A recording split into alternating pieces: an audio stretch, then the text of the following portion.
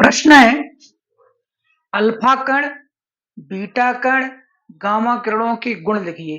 वैसे तो ये परीक्षा में आता नहीं है, फिर भी ऑब्जेक्ट में पूछ लेते हैं। तुम अल्फा कण के गुण, बीटा कण के गुण और गामा किरणों के गुण लिख रहे हैं आपके लिए। तो देखो, अल्फा कण, अल्फा कण क्या होता है? धन आवेशित होता है। अल्फा कण क्या होता है? धन आवेश होता है।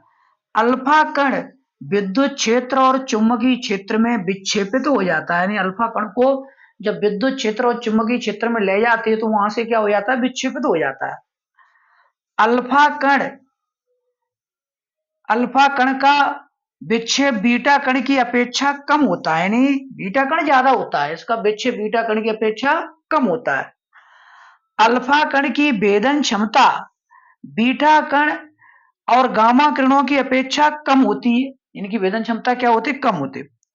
अल्फा कण ऊष्मा उत्पन्न करते हैं। अल्फा कण क्या करते हैं? ऊष्मा उत्पन्न करते हैं।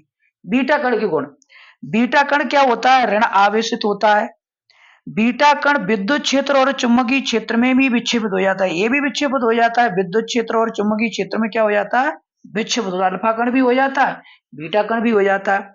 बीटा कण गैसों को आयनित कर देते हैं। बीटा कण क्या कर देते? गैसों को आयनित कर देते हैं। बीटा कण फोटोग्राफिक फिल्म को काला कर देते हैं। बीटा कण क्या करते हैं? फोटोग्राफिक फिल्म को काला कर देते हैं।